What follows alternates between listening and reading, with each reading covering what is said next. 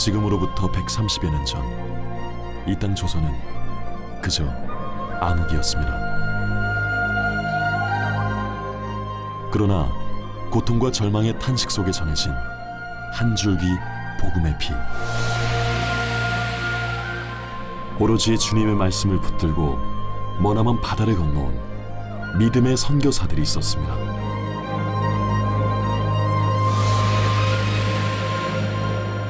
또한 하늘의 미랄로 썩어 이 땅의 백성들을 치유한 의료 선교사들.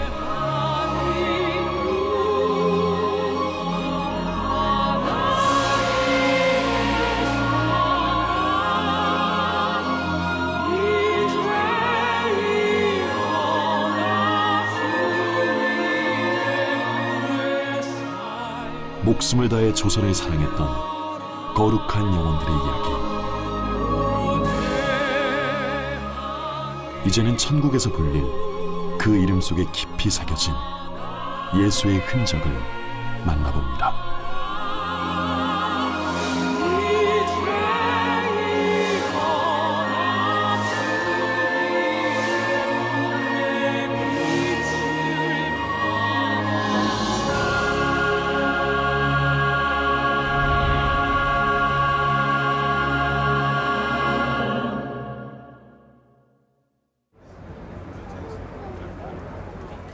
세계 제1의 도시 뉴욕. 저마다의 꿈을 찾아서 나고드는 이들을 부풀게 만들었던 희망의 항구. 이 기회의 땅, 자유의 도시는 쉽사리 잠들지 않습니다. 미국 뉴저지주에 위치한 럿거스 대학교인데요. 250년 전통을 간직한 유서 깊은 곳으로 뉴저지주의 최대 규모를 자랑하는 캠퍼스입니다. Okay. 삼엄한 보안을 거쳐 들어선 럿거스대 고문서 자료보관실. 누군가의 열정과 호기심으로 모은 다양한 자료와 희귀본들이 가득합니다. 그 중에서 찾아낸 한 권의 책. 동양학자 윌리엄 그리피스의 은자의 나라 조선. 조선이라는 미지의 땅을 서양에 소개한 최초의 원본인데요. 이 책이 처음 출판된 것은 1882년. 조선을 향했던 선교사들에게는 교과서와도 같았습니다. And was very influential for Protestant missionaries to actually go to Korea, and they probably read this book to introduce them to Korea. 지금껏 공개되지 않았던 그리피스의 상자가 열리는 순간, 당시 쇄국이라는 빗장을 꽁꽁 걸어두었던 조선이라는 나라, 그리하여 은둔의 땅이라 불린 곳. 130년 전 신비로운 조선이 우리 앞에 고스란히 모습을 드러냅니다. This is an example of Griffith's photos from Dr. Hall. Mm-hmm. Like Dr. Hall, Griffiths was very interested in women's education Cool. in Korea. Mm-hmm. And very important photo taken in Pyongyang in 1915. And it shows Dr. Hall. Oh, Dr. Hall. Right. 조선 여인들에 둘러싸인 파란 눈의 여의사 로제타 홀과의 첫 만남입니다. 100년 전 이 사진이 찍힌 장소는 바로 조선의 평양. 1890년 조선을 찾아와 평생 의료 선교에 헌신했던 로제타 셔우드 홀. 그녀의 곁에는 늘 조선의 여성들이 함께였습니다. 미지의 땅, 낯선 언어, 멀고 먼 나라 조선에 복음과 치유의 빛을 들고 나타난 여의사.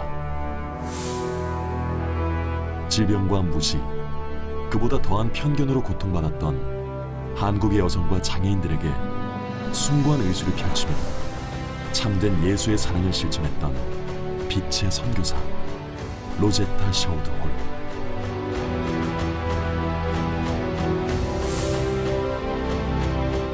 그 누구보다 조선을 사랑했던 하나님의 사람 로제타 홀의 위대한 기록을 들여다봅니다.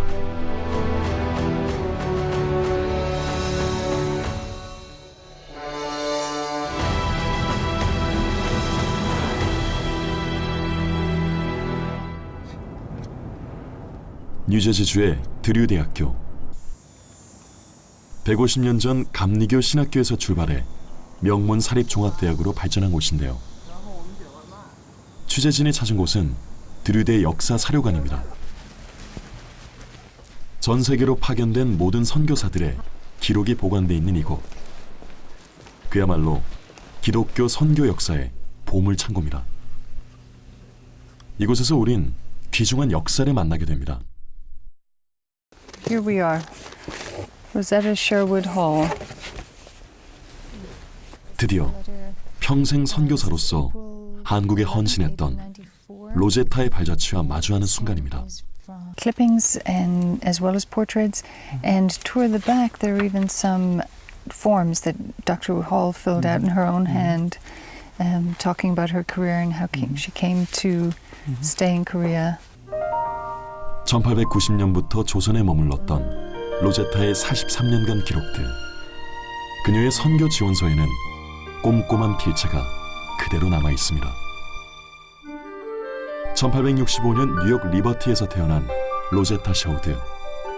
어머니의 영향으로 선교사가 되기를 꿈꾸었고 1890년 의료 선교사가 되어 낯선 땅 조선으로 향합니다. 로제타가 찾아온 조선은 어땠을까요? 쇠국의 빗장이 열리고 밀물처럼 밀려든 개화의 문명들.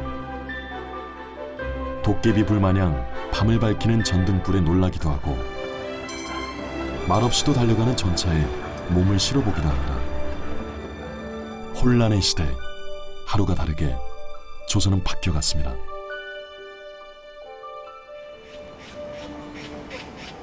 가을이면 가장 걷고 싶은 길이 되는 정동의 덕수궁 돌담길.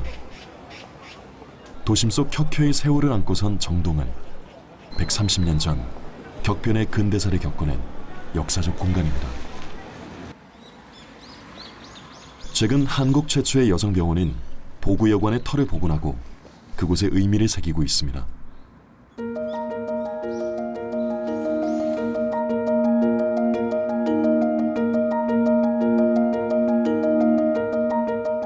서구열강의 공사관을 비롯해 선교기관들이 하나둘 생겨나면서 조선 선교의 교두보가 되었던 정동. 보구여관도 감리교 선교사에 의해 세워졌습니다.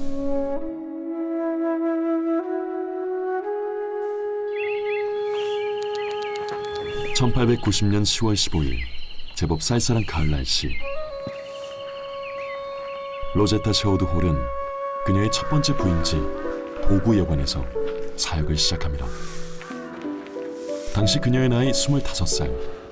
조선의 여성들을 치료하는 의사로서, 선교사로서 묵직한 첫발을 내딛습니다.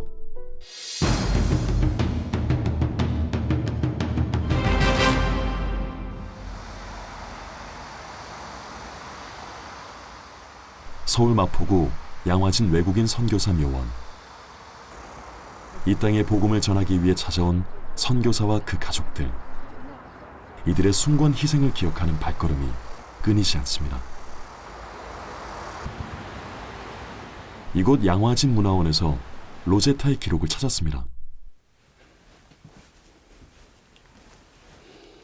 이것이 로제타 선교사가 한국에 올 때 그 여정을 기록한 편지입니다.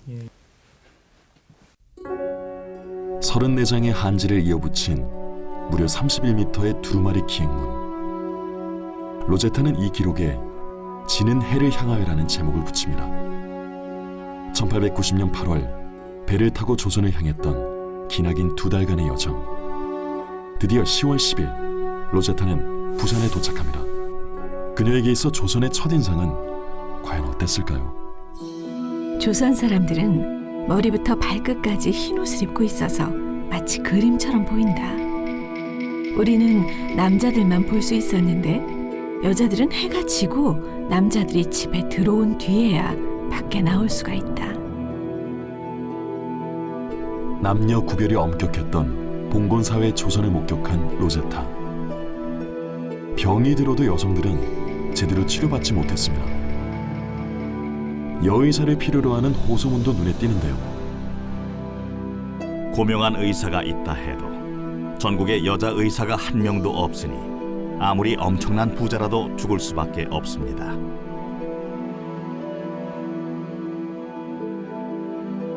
내 환자들은 진료실에 남자 의사가 있으면 절대 들어오려고 하지 않는다.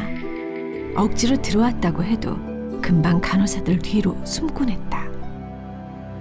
유교에 500년 동안 내려왔던 그 봉건적 사회 인식이 남성과 여성이 함께 할 수 없다는 것, 특히 서양 남자한테 뭐 진찰하려면 가슴 열어야 되고 손 내밀어야 되고 여성 환자들은 접근이 불가능한 거예요. 미국 선교본부에서는 여자 선교사 중에도 의료 선교사를 선발해야 되는 거죠. 스크랜튼 박사가 자기가 하고 있는 병원 옆에 있던 한옥 건물을 그걸 병원으로 개조해서 그래서 문을 연 게 보구여관이에요.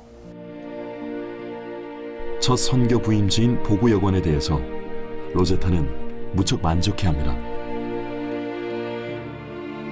도착한 다음 날부터 나는 곧 병원 일을 시작했다. 약간 구조를 고친 조선 집으로 보기에도 훌륭하고 병원으로도 손색이 없다. 입원 환자들을 위한 방은 5개로 온돌이며 환자들은 따뜻한 바닥 위에서 쉬고 있었다. 내가 예상했던 것보다 병원은 훨씬 훌륭했다. 당시 미국에서도 부와 명예가 약속된 의사라는 직업. 그런데 로제타가 이 모든 것을 버리고 머나먼 땅 조선을 찾았던 이유는 뭘까요? 뉴욕 리버티의 부유한 집안에서 태어난 로제타 셔우드. 당시는 미국 여성들의 사회 진출이 활발하던 시기였는데요.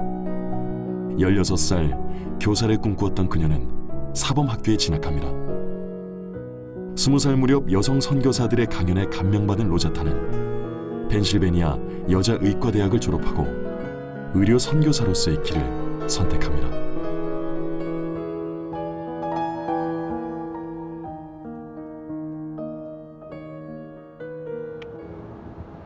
(1889년) 의사가 된 로제타. 그녀는 이곳 뉴욕 빈민가의 무료 진료소에 근무하면서 해외 의료 선교사로 파견될 날을 손꼽아 기다렸습니다. 뉴욕 세계 기독교 회관에 자리 잡은 감리교 해외 여성 선교회 본부인데요. 1869년 3월 보스턴 지역의 감리교 여성 신도 8명이 모여 창설한 선교회는 미국 여성들의 해외 선교 진출에 교두보가 되어 주었습니다. 로제타는 이곳의 지원을 받아 조선에 2번째로 파견된 의료 선교사입니다. 남성 위주의 해외 선교 영역에 독자적으로 여선교사를 파송하고 지원하면서 이들이 주목한 것은 다름 아닌 여성이었습니다. This period in mission history is often described as women's work for women, but they weren't focused entirely on spreading the Methodist Church. They were thinking about the connection with women around the world, and it was that kind of commitment to their sisters that drew them into places of service. In order for mission to succeed, they had to be the missionaries. There were places that men could not go. There were missions that men could not do. So I believe that is clearly traced in the history of Korea. To open the door in terms of education and medicine were gifts. 또 다른 로제타의 행적을 찾아서 미국 콜로라도로 향합니다. 반갑습니다. 네, 반갑습니다. 어서 오세요. 네. 아, 예. 여기 에스더 재단이군요. 조선에 파견되었던 선교사들의 행적을 발굴하고 복원해온 에스더 재단. 자신도 혈액 종양학 의사인 김현수 대표는 로제타와 남다른 인연을 이어가고 있습니다. 로제타 홀이 이렇게 선교 초기에 일기 4권을 남겼고요. 그다음에 육아일기로 딸 에디스를 위해서 한 권, 또 아들 셔우드를 위해서 한 권, 그렇게 남겨서 총 6권입니다. 네. 셔우드하고 버려질 뻔했던 로제타의 일기를 발견하고 한글로 번역해 세상에 소개한 김현수 박사. 고문으로 된 로제타의 일기 원본을 일일이 옮겨 적고 번역하는 것은 여간 고된 작업이 아니었습니다. 그럼에도 매 순간이 감동입니다. 본글씨를 영어로 옮기면서 그분이 날마다 접했던 생활이 너무 눈에 그대로 보여지고 그분이 바로 내 안에 계시는 것 같은 그런 걸 느꼈어요. 분명히 하나님은 125년이 지난 이 시대에 우리한테 무언가를 로제타의 다이어리를 통해서 로제타의 삶을 통해서 전하고자 하시는 그런 메시지가 있다는 것을 제가 느꼈어요.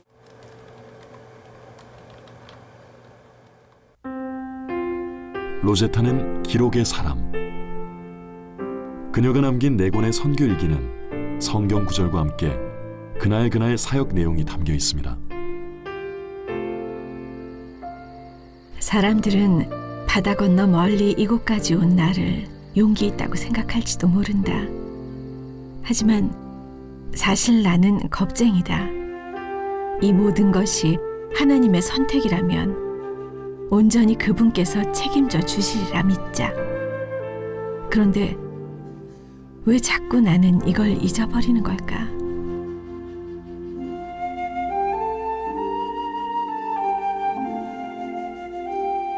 그녀를 찾는 여성 환자들이 점점 늘어나면서 바빠지기 시작한 로제타.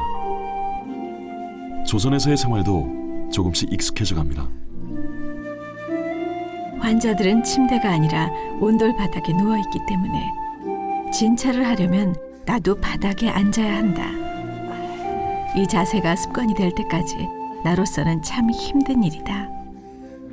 하지만 무료로 운영되는 병원이다 보니 여러모로 이 방법이 경제적인 것 같다. 그녀가 부임한 첫 해 제법 큰 수술도 있었습니다. 시골에서 올라온 16살 소녀가 있었는데 4년 전 입은 화상 때문에 소녀의 손가락 3개가 손바닥에 엉겨붙어 버렸다. 로제타는 소녀의 붙은 손가락을 떼어내는 데 성공하는데요. 그 후 한 달 뒤의 일이었습니다. 소녀의 손이 잘 아무나 했더니 속살이 훤히 드러날 정도로 피부가 떨어져 나갔다. 나는 내 팔에서 피부 3조각을 떼내 소녀의 피부에 이식해 주었다. 그 뒤 내가 피부를 떼내 소녀에게 주었다는 소문이 사방에 퍼졌다. 이 당시 그 로제타는 사실은 피부 이식에 필요했을 때 자신의 피부를 절제해서 그렇게 다른 사람이 도움을 줬다는 그런 기록도 있습니다. 이런 걸 보면 또 약의 효과가 얼마나 큰지 잘 모를 때 본인이 직접 약을 먹어보고 그 효과를 확인한 다음에 한국인에 처방해주는 이런 일까지 했으니까 아주 엄청나게 자기 희생적인 의료 활동을 했다고 볼 수 있죠. 한편 로제타가 조선을 찾아온 무렵 당시 조선 정부는 예수교 전도를 금하는 금규령을 내렸습니다.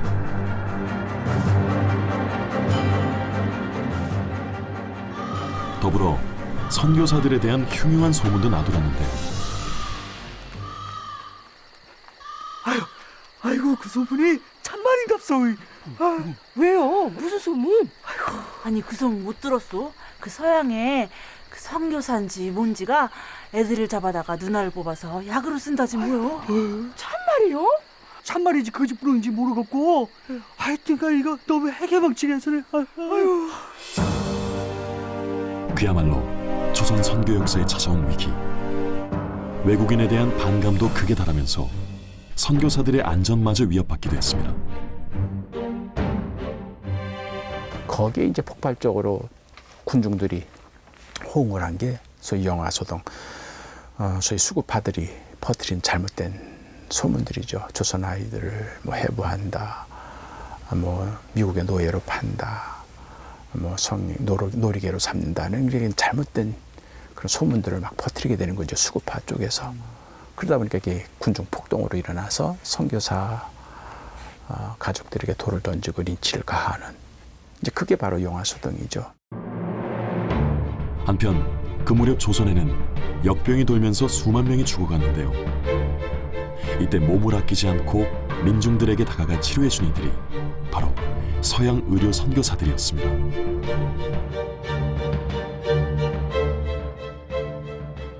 보구여관이 이제 곧 세워지게 되고 또 제중원대로 감리교는 10여원을 세워서 반기독교 감정을 이제 좀 누그러뜨리는 그런 사업을 하게 되죠. 스크랜턴 박사는 소위 그렇게 얘기를 해요. 우리가 하는 역할은 벌목이다. 그런 표현을 해요. 벌목. 그리고 교육 선교사들이 하는 거는 썰의 질이다. 벌목이라는 거는 숲을 뚫고 들어가는 거예요. 저 완강한 숲을 처음부터 못 들어가요. 그러니까는 먼저 길을 내야 되는 거예요. 근데 거기에 의사들이 제일 효과적이란 거예요. 로제타는 보구여관에 찾아오는 환자뿐만 아니라 일과가 끝난 저녁 시간을 이용해서 왕진을 나갔습니다. 왕진은 대부분의 경우 집 밖에 출입이 제한된 양반 계층 부인들의 요청으로 이루어질 때가 많았는데요. 선대왕후의 친척부터 영의정의 어머니까지 다양했습니다. 로제타는 신분이 높고 낮은 것으로 환자를 가리진 않았습니다. 내게 치료를 받으러 오는 환자들은 대부분 하층민이다. 상류층 여성들은 대낮에 거리를 다닐 수가 없기 때문이다. 나는 밤에도 병원 문을 열어서 어떤 계층의 여자 환자라도 꼭 치료받을 수 있도록 하고 싶다. 처음에 딱 오시자마자 그 다음날부터 일을 하세요, 이분은. 하루도 안 쉬고 바로 진료를 시작합니다. 높은 자나 낮은 자나 똑같이 봉사하시고 저기 성박에 거적을 덮고 움막을 치고 있는 그런 가난한 사람들은 필요하니까 매일 가는 거예요. 로제타를 안타깝게 했던 것은 사대문 성곽에 기거하는 이들의 비참한 모습이었습니다. 농촌에서 올라온 사람들은 집도 없이 성벽 바로 밑이나 성박 변두리에서 움막이나 거적을 덮고 지내야 했는데요. 뉴욕의 빈민가를 돌며 가난한 이들을 돌봐주었듯이 로제타는 굶주리고 병들어 고통받는 하층민들을 치료하는 것도 꺼리지 않았습니다.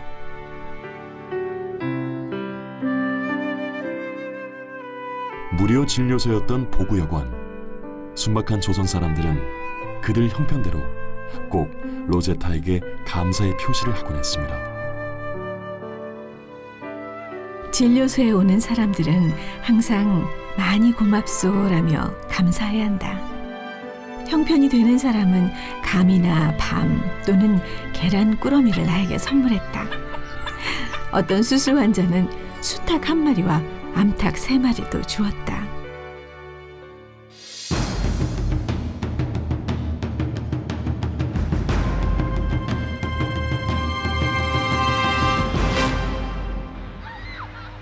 미국 서부에 위치한 천사의 도시 로스앤젤레스.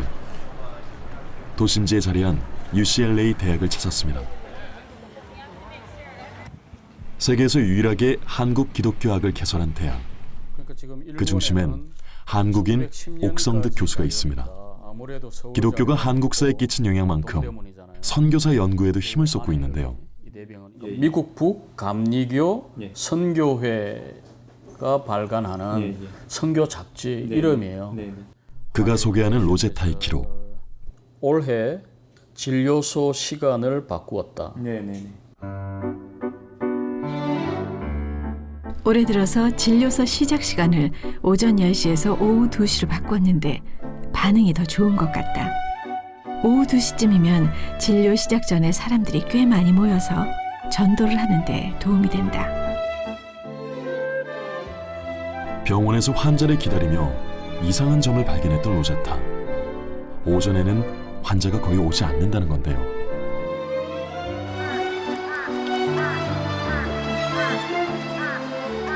(10시) 이전에는 아침을 먹지 않고 낮에는 여성들이 거의 집 밖에 나오지 않는다는 점을 알게 된 로제타. 결국 보구여관의 진료 시간도 조선 여성의 생활에 맞게 조정하기로 결심한 겁니다. 오후 2시라고 하는 그 시간의 그 변경이라고 하는 것은 여성들이 그런 선교 기관에 올 수 있도록 그 편리를 보아주는 것이죠. 예, 그래서 더 많은 여성들이 기독교 기관에 와서 몸을 고칠 뿐만 아니라 자기들의 영혼을 고칠 수 있는 기회, 그것을 주는 것이죠.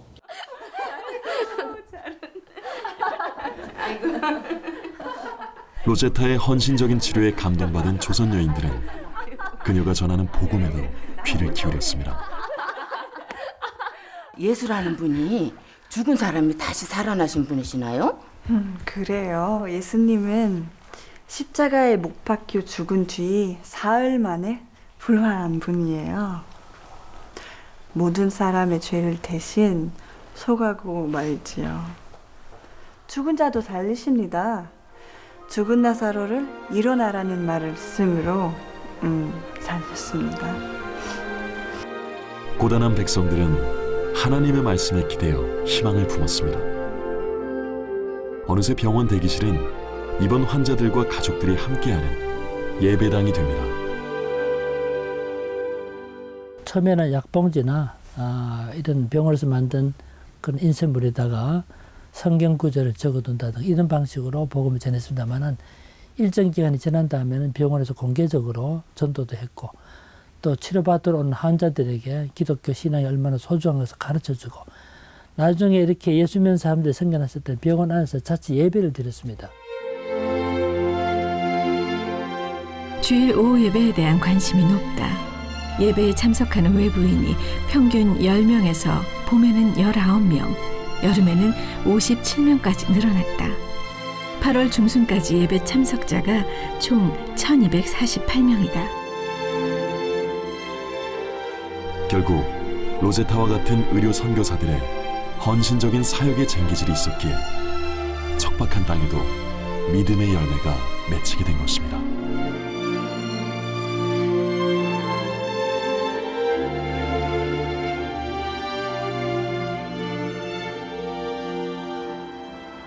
무수한 세월의 있기를 얹고선 100년 성곽은 과거와 오늘을 이으며 오롯이 서 있습니다.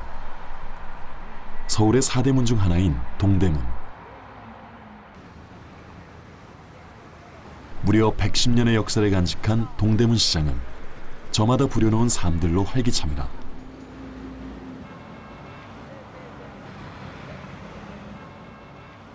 (100년) 전 동대문은 그 어느 곳보다 가난했던 동네. 성곽에 모여든 사람들의 척박한 삶을 위로하기 위해 로제타는 이곳에 병원을 세웁니다. 나는 동대문에서 방금 돌아왔다. 이달 15일부터 매주 화요일과 금요일에 의료 봉사를 하기로 한 것이다. 아직 환자들은 많지 않지만 머지않아 진료소는 커질 것이다. 동대문이라고 하는 지역이 소외된 지역이고 그 당시에 또 거기에 부인병원을 세워서 여성병원, 여자와 아이들을 위한 병원을 세운 것은 그야말로 이제 동대문 바가데 주로 사는 그 당시 성 밖에 영문 밖에 사는 사람들이야말로 민중층이거든요. 그래서 소외된 여성들을 위한 사업, 그것이 이제 미시스 홀이 추구하던 섬김의 신학, 그것을 실천한 중요한 사업이죠. 동대문 옆 성벽에 자리했던 진료소는 로제타가 예견한 대로 번창합니다. 훗날 보고여건과 통합되면서 동대문 부인병원으로 발전했습니다. 로제타는 보고여관을 비롯해 수도권 일대를 다니며 무료 진료를 계속해 나갑니다. 아무도 가지 않은 길을 가는 것. 늘 로제타를 담금질했던 이 말처럼 그녀를 필요로 하는 곳이면 어디든 달려갔습니다. 조선에서 내가 맡은 일을 좋아하며 이곳에 보내주신 하나님께 감사드린다. 서울의 선교사는 부인들까지 합쳐서 25명. 이 적은 숫자로 1000만 조선인들에게 무엇을 할 수 있을까?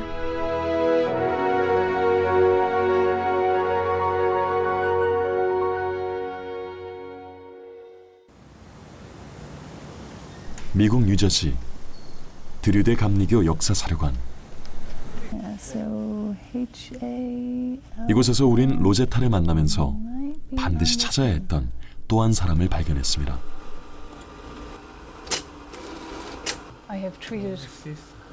바로 로제타의 남편 윌리엄 제임스 홀 선교사입니다.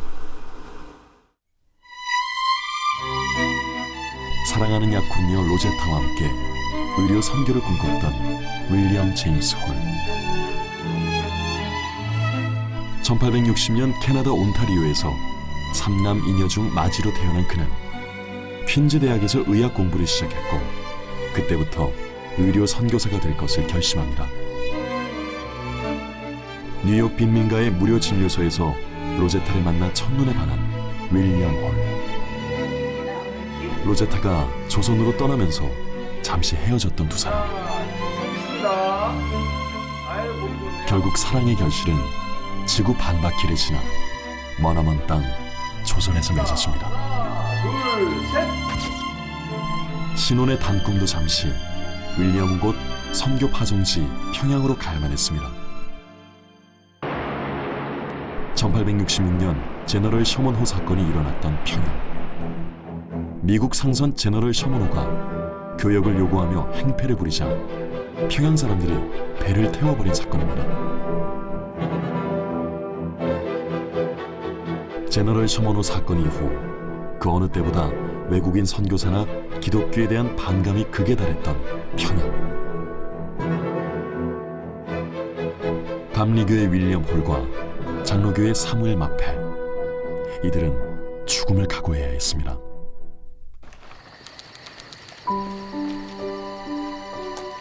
(1892년 9월) 평양에 도착하자마자 윌리엄 홀은 여관에 머물면서 환자들을 돌보기 시작했습니다. 그러면서 조금씩 평양 사람들에게 좋은 인상을 심어주었는데요. 그를 곁에서 도와줬던 사람이 바로 훗날 한국인 최초로 목사가 된 김창식입니다. 평양에 정착하기 위해 준비해온 윌리엄은 김창식의 명의로 서문 밖에 한옥 기와집을 구입합니다. 드디어 감리교의 평양 선교기지를 확보하게 된 윌리엄. 1894년 5월 홀 가족은 모든 것이 낯선 평양에 도착합니다.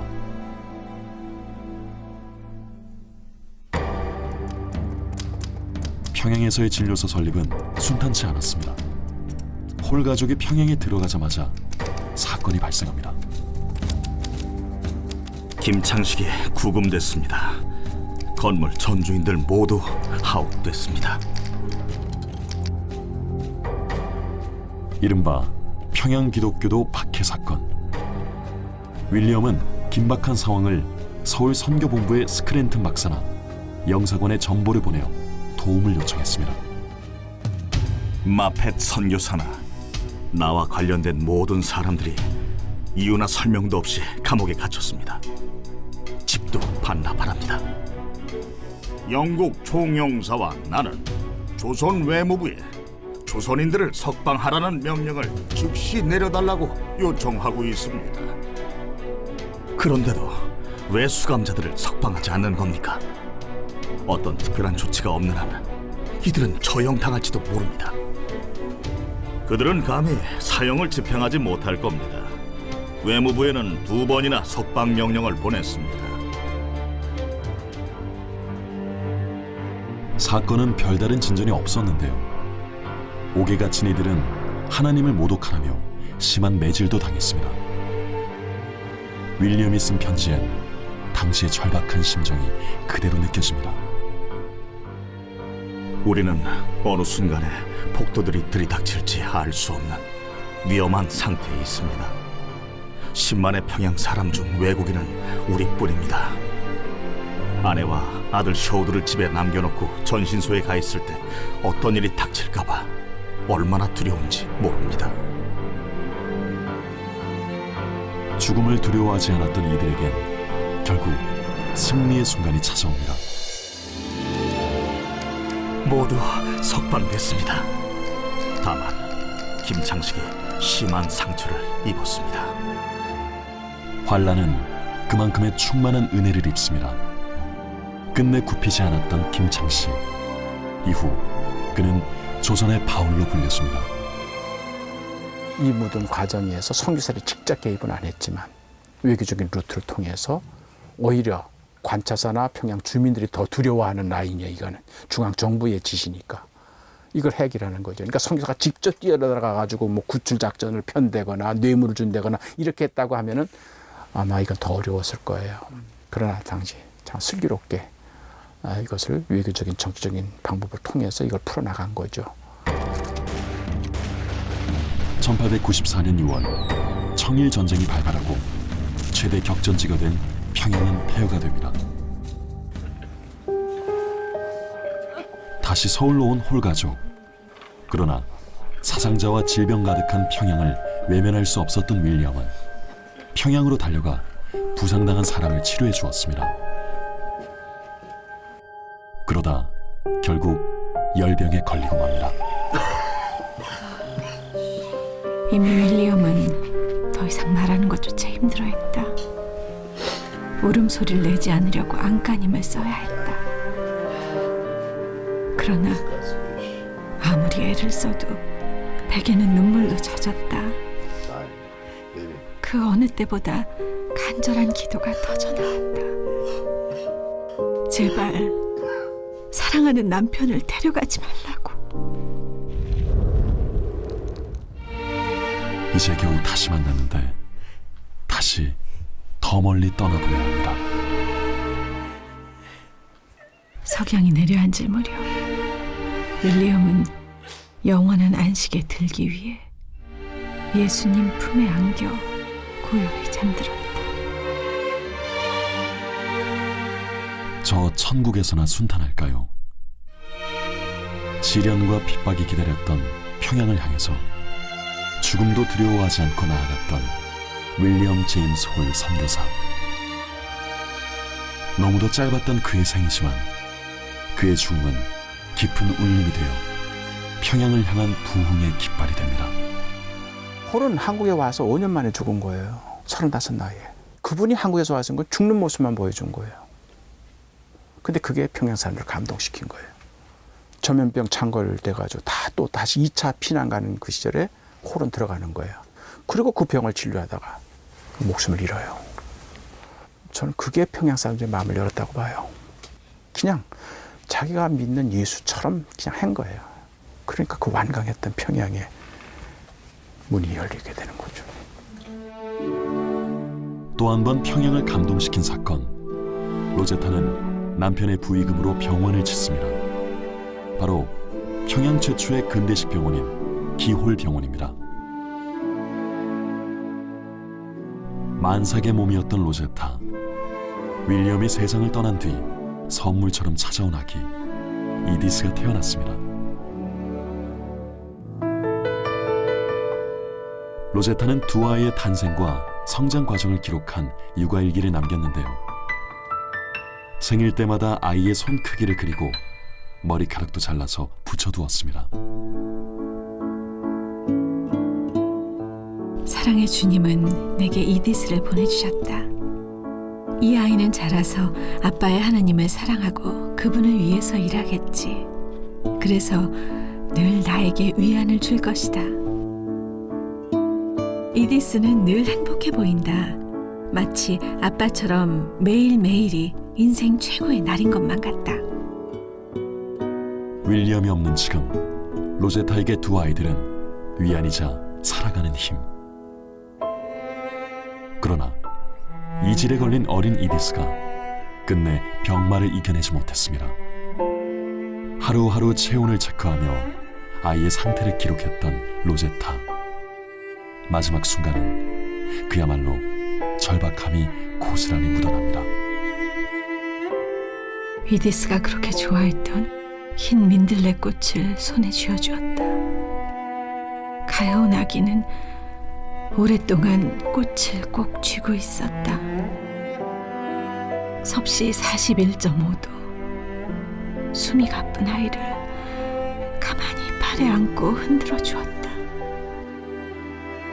눈을 크게 뜨고 엄마를 바라본 채 작은 영혼이 서서히 떠나간다. 이디스는 세상에 보내주신 하나님의 품으로 다시 돌아갔다.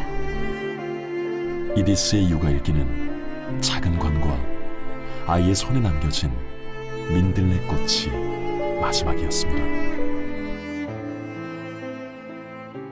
삶을 포기하고 싶은 그런 순간이 극적으로 이분한테는 많았어요.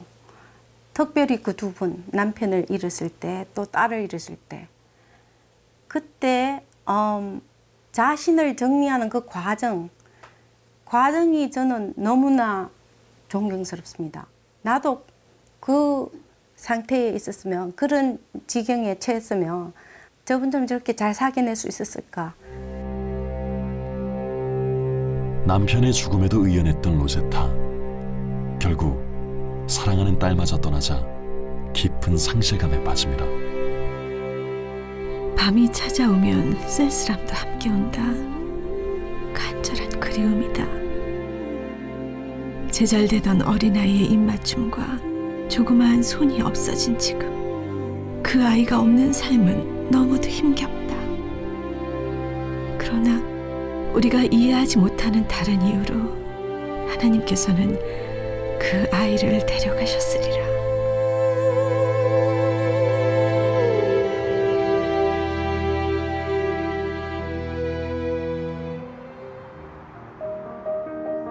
양화진 외국인 선교사 묘원에 무심한 듯 계절이 날입니다.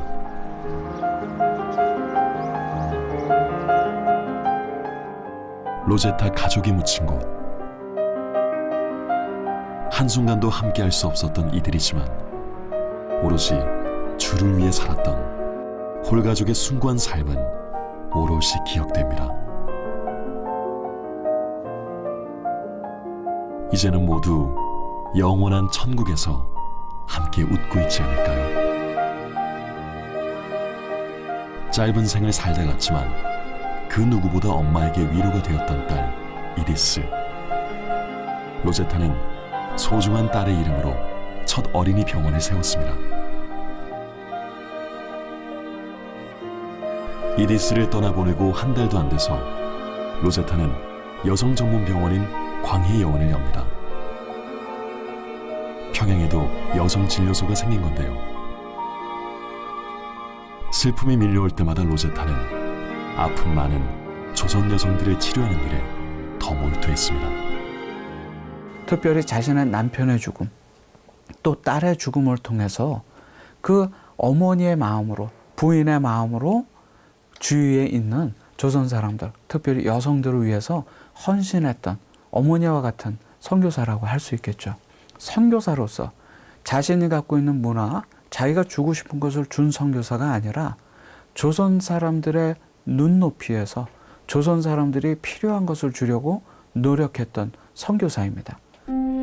평양에서 그 누구보다 헌신했던 로제타. 평양 사람들은 그런 그녀를 평양의 오만이라고 불렀습니다. 홀부인은 평양의 어머니로 불렸다. 10만 명의 여성과 어린이들이 질병의 고통에서 벗어났으며 그들 중 수천 명은 예수님께로 인도되었다. 로제타의 흔적을 찾아 대구로 향합니다. 대구대 점자도서관에는 로제타 홀 선교사의 특별 전시가 열리고 있는데요. 의료 선교사였던 로제타는 또한 특수교육의 어머니로 불렸습니다.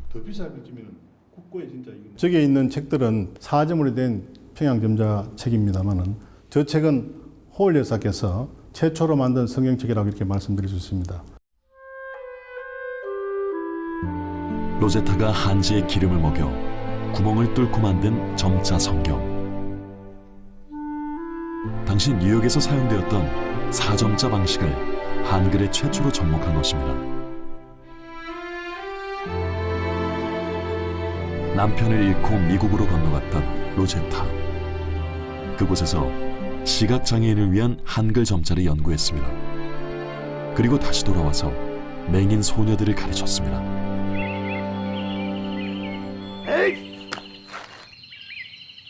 이보시오 사양이사 양반! 도대체 뭘로 우리 애를 꼬드긴 거요? 앞을 못 보는 병신이 뭘 할 줄 안다고! 병식이라뇨. 이 아이도 성한 사람처럼 살 수가 있어요. 우리는 그냥 내버려 두시오. 우리 아이한테 희망을 주지 말란 말이오. 에이씨. 100년 전 시각장애인들에게 배움은 사치였습니다. 부모들의 방치에서 제대로 걷지도 못하는 아이들도 많았습니다. 앞 못 보는 이들도 배우면 된다고 부모를 설득해도 오히려 더 많은 편견에 부딪혔습니다. 로제타가 처음으로 점자를 가르쳤던 소녀는 바로 오봉래. 1894년 평양에서 로제타는 점자책으로 봉래를 가르쳤고 그녀는 점자를 배운 지 1년 만에 기도문을 읽을 수 있게 됐습니다. 일본 유학을 다녀온 봉래 또한 특수교육 교사가 됩니다. 봉래를 시작으로 시각장애인들도 할 수 있다는 것을 보여주자 사람들의 시선도 달라졌습니다. 결국 조선의 첫 번째 맹인 학교와 농아 학교가 세워졌습니다. 평양여학교에는 맹인반이 추가되었는데요. 장애를 가진 이들이 정상적인 소녀들과 함께 배워야 한다는 것이 그녀의 생각이었습니다. 호월 여사가 평양에서 1898년에 시작한 그 맹농아 교육은 우리나라 근대 교육, 근대 특수교육의 효시라고 볼 수가 있습니다. 장애인과 비장애인들이 함께 할 수 있는 공간을 꿈꾸었고 그걸 교육 현장에서 현실화했고 어떻게 보면 성경적으로 로제타 홀은 가장 약한 자를 들어서 가장 강하게 쓰임받도록 했던 성경적인 원칙에 충실했던 선교사라고 할 수 있습니다. 서울 강북구에 자리한 한빛 맹학교. 오케스트라 단원들의 연습이 한창입니다. 비장애인들과 마찬가지로 단원들은 점자 악보를 보며 악기의 연주법을 배우고 합주를 합니다.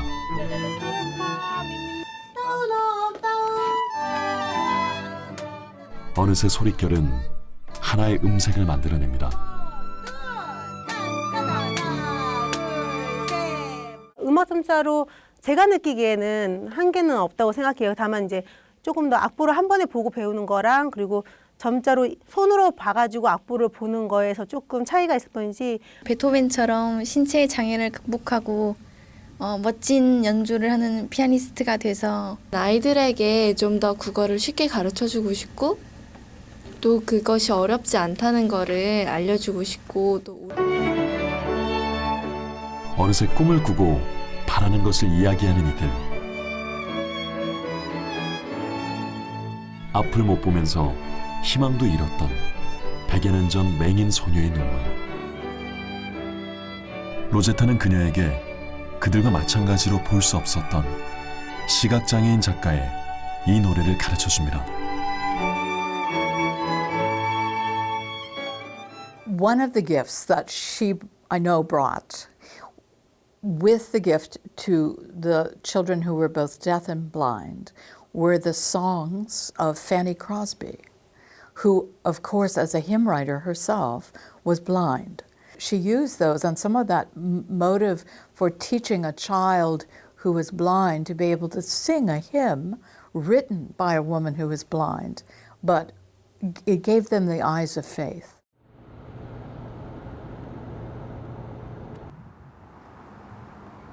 미국 콜로라도 스프링스의 로키 마운틴 암센터. 이곳에서 혈액 종양암 전문의를 일하고 있는 김현수 박사는 애리조나 의대 최초의 한국인 의사입니다. 그러다가 한국 최초의 의사였던 박에스더에 관심을 가지게 되었고 그의 인생의 스승이자 든든한 조력자가 되어주었던 로제타와 만나게 된 겁니다. 한국인 스스로가 자기 백성을 가르치고 치유하고 하려면은 이 사람들을 키워서 교육을 시켜야 된다고 믿었죠.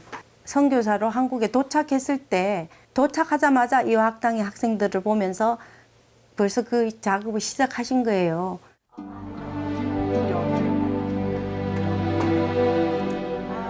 1891년 신학기가 시작되기 전 로제타는 이화학당에서 영어를 제일 잘하는 소녀들을 골라 의학을 가르치기 시작했습니다. 여학생 5명에게 생리학을 가르치기 시작했다. 그 소녀들은 점동, 오가와, 수전, 애니, 그리고 봉선인데 어제는 처음으로 시험을 쳐보았다. 모두 훌륭히 해냈다. 로제타가 가르친 5명의 소녀들 중에서 가장 뛰어났던 아이는 점동. 훗날 한국 최초의 여의사가 된 박에스터였습니다. 점동이는 튼튼하고 건강한 14살 소녀다. 영어도 곧잘하고 영리해서 내가 훈련시키고 싶을 만큼 탐이 난다. 로제타의 도움으로 미국에 건너간 박에스터는 볼티모어 의과대학에 진학하여 의사가 된 뒤 의료 선교사로 고국에 돌아옵니다. 이제 한국으로 다시 돌아가서 사역을 하시잖아요. 근데 10년밖에 못하고 아까운 나이에 돌아가셨어요. 그 10년 동안 정말 열심히 일하셨어요. 자신의 모든 것을 바치고. 그래서 과로해서 아마 그 결핵이 더 심해지셔가지고 결핵 때문에 돌아가셨는데요. 그 못다 핀 그런 꽃송이 같더라고요, 마음이. 남편과 딸을 먼저 보내고 자매보다 더 끈끈한 정을 나눴던 로제타와 박에스터였습니다. 그러나 1910년 봄 박에스터마저 결핵으로 세상을 떠나고 맙니다. 모든 이들에게 기쁜 소식으로 오신 아기 예수. 성탄의 기쁨이 번지는 명동거리는 그 어느 때보다 화려합니다. 이맘때면 어김없이 등장하는 것이 있는데요. 바로 크리스마스 실입니다. 최초의 크리스마스 실은 1932년 일제강점기 무렵 로제타의 아들 셔우드 홀에 의해 시작됐습니다. 토론토 의대를 졸업하고 선교사로서 다시 조선을 찾았던 셔우드. 그가 의사가 된 것은 다름 아닌 박에스터의 죽음 때문이었는데요. 그의 자서전인 조선회상에는 당시의 충격을 이렇게 기억하고 있습니다. 에스더의 죽음은 나에게 큰 충격이었다. 한창 때인 그녀는 물론 그녀가 사랑한 수많은 조선인의 생명을 앗아간 질병, 결핵을 퇴치하는데 내 온 힘을 다하리라 결심했다. 한국인이 고통당하고 있는 이 결핵을 퇴치해야 되겠다.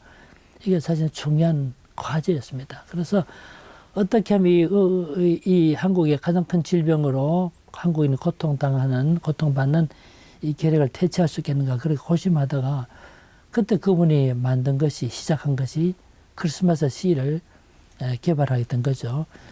이걸 가지고 모금을 해서 얻은 돈을 가지고 결핵 협회를 만들고 또 결핵 환자를 위한 요양시설을 만드는 등 이런 활동을 전개했지요.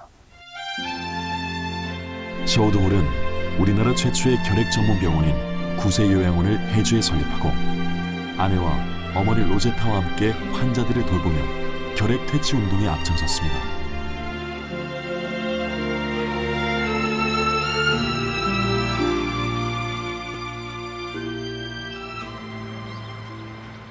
지난 1월 25일 고려대학교 의과대학에서는 아주 특별한 행사가 열렸습니다.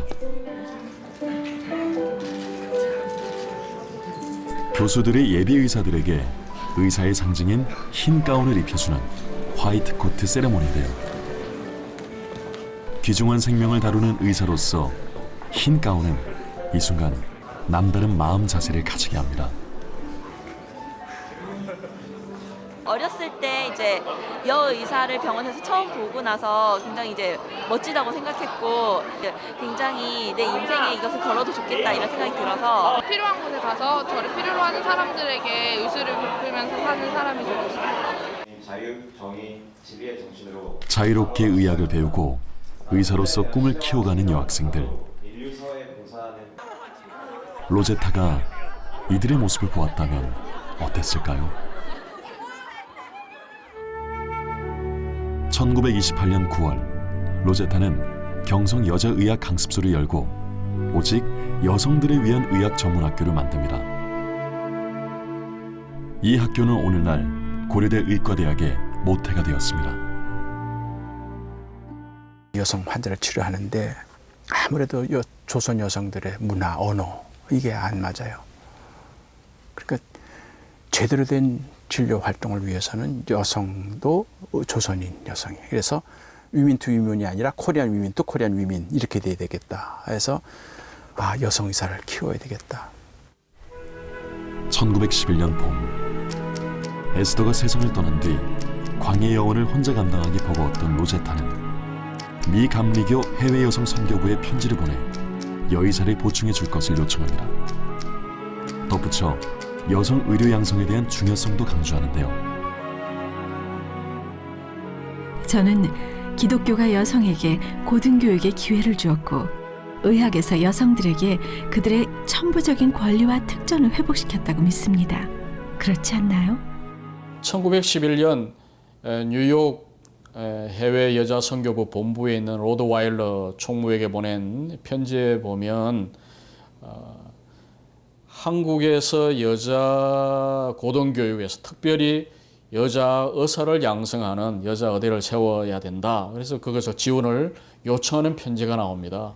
그것은 이제 기독교 문명에서 여성 교육에서 특별히 이제 중요한 여자 의사 양성 부분을 이제 강조하고 요청을 한 것이죠. 그로부터 17년이 지나서야 로제타는 여자 의학 강습소를 세우며 그녀의 꿈을 이뤄냈습니다.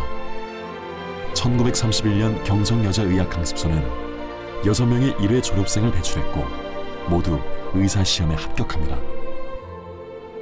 나 똑같은 그런 사람들 세우는 게 자기가 할 일이에요. 그래서 자기가 죽은 다음에도 내가 했던 일을 계속할 수 있는 사람, 여성으로서, 의사로서, 기독교 마음을, 예수의 마음을 가지고 사역을 해나갈 수 있는 사람. 나는 죽어서 없어져요. 그러나 내가 오늘날까지 살아오면서 여성으로서, 의사로서, 예수의 사람으로서 살았던 이 삶은 계속되는 거죠. 내가 죽었어도.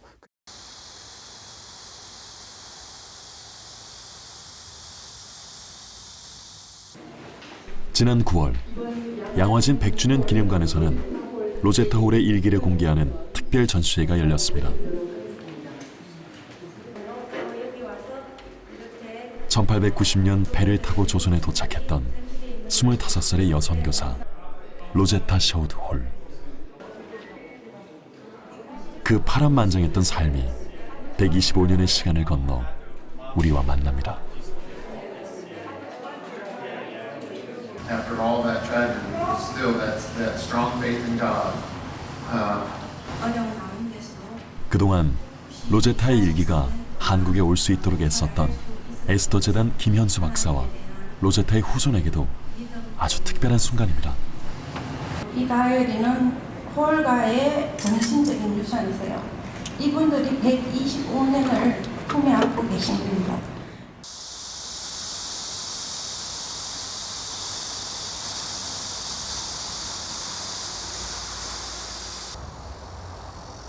미지의 땅 조선을 선택해 선교 개척자로서 그 누구보다 치열한 삶을 살아냈던 로제타 셔우드 홀. 머나먼 땅에 남겨진 가족들의 이름 하나하나에 마주서며 그의 후손은 가슴 뭉클해집니다. And I'm looking forward to getting to know my great-grandmother even better as I reread and read her journals. And I look forward to seeing her one day in heaven too, and talking with her about all that. 1933년 68세의 나이로 43년의 사역을 마친 로제타는 고향으로 돌아갑니다. 그러나 마음으로는 여전히 조선을 떠나지 못했습니다.